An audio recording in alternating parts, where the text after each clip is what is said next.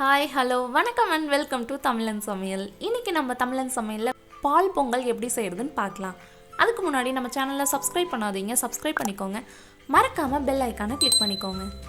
உங்கள் அனைவருக்கும் தமிழன் சமையல் குடும்பத்தினர் சார்பாக இப்போ வாங்க வீடியோக்குள்ளே போகலாம். பொங்கல் நம்ம இன்றைக்கி குக்கரில் தான் செய்ய போகிறோம். குக்கரில் நான் 1/2 கப் பாசிப்பருப்பை நல்லா வறுத்துக்கிறேன். ரொம்ப நிறம் மாறுற அளவுக்குலாம் வறுக்க தேவையில்லை. ஒரு 2 செகண்ட் நல்லா வறுத்துட்டிங்கனாவே போதும். 1 கப் அரிசிக்கு 1/2 கப் பாசிப்பருப்பு எடுத்திருக்கேன். இப்போ வறுத்த உடனே 1 கப் அரிசியை நல்லா கழுவிட்டு அதையும் சேர்த்துக்கலாம்.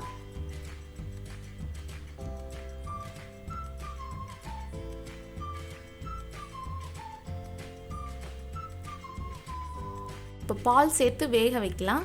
எந்த கப்பில் அரிசி எடுத்தீங்களோ அதே கப்பில் 2 கப் பால் சேர்த்துக்கலாம். 2 கப் தண்ணி சேர்த்துக்கிறேன்.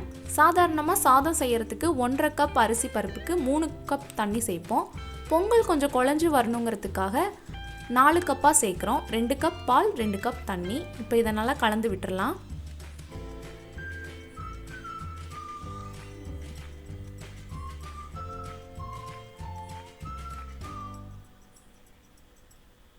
மூடி போட்டு ஒரு 3லேருந்து 4 விசில் விட்டுறலாம்.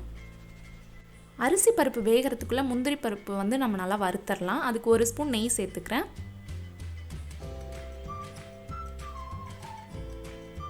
கொஞ்சமாக முந்திரி பருப்பு லைட்டாக வறுத்துட்டு அதுக்கப்புறமா நம்ம திராட்சை சேர்த்துக்கலாம். ரெண்டையும் ஒன்றா சேர்த்துட்டோம்னா திராட்சை சீக்கிரமாக நிறம் மாறிடும். வறுத்ததுக்கப்புறமா கொஞ்சமாக திராட்சை சேர்த்துக்கிறேன். இப்போ இதை நல்லா கலந்து விட்டுருங்க. இப்போ கருகிற அளவுக்குலாம் வறுக்கக்கூடாது. முந்திரி திராட்சைலாம் வறுத்தோடனே நம்ம வெல்லத்தை நல்லா வடிகட்டிடலாம் காய்ச்சி. 1/2 கப் அரிசி பருப்புக்கு 1 கப் வெல்லம் எடுத்திருக்கேன். எந்த கப்பில் அரிசி எடுத்தீங்களோ அதே கப்பில் வெல்லம் சேர்த்துக்கணும். கொஞ்சமாக தண்ணி சேர்த்து இதை கரைச்சி வடிகட்டிடலாம். மண் தூசலாக இருந்தால் ரிமூவ் ஆகிடும். ரொம்ப தண்ணி சேர்க்காதீங்க. ஒரு 1/4 டம்ளர் தண்ணி சேர்த்தாவே போதும். வெல்லம்லாம் நல்லா கரைஞ்ச உடனே வடிகட்டி வச்சிடலாம்.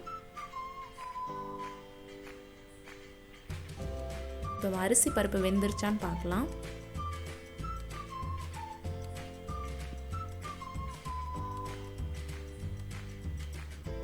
குக்கரை ஓப்பன் பண்ணிவிட்டு ஒரு டைம் நல்லா கலந்து விட்டுருங்க. கலந்துட்டு நம்ம வடிகட்டி வச்சுருந்த வெல்லத்தை சேர்த்துக்கலாம்.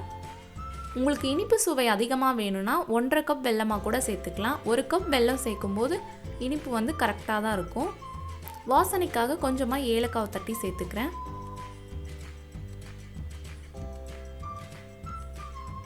இப்போ இதை நல்லா கலந்து விட்டு ஒரு 5லேருந்து 10 நிமிஷம் நல்லா வேக வைக்கலாம்.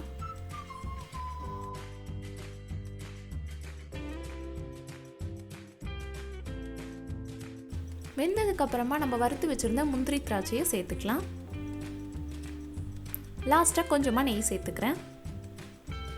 நல்ல வாசனையாக இருக்கும். இப்போ இதை நல்லா கலந்து விட்டுட்டு ஸ்டவ் ஆஃப் பண்ணிடலாம்.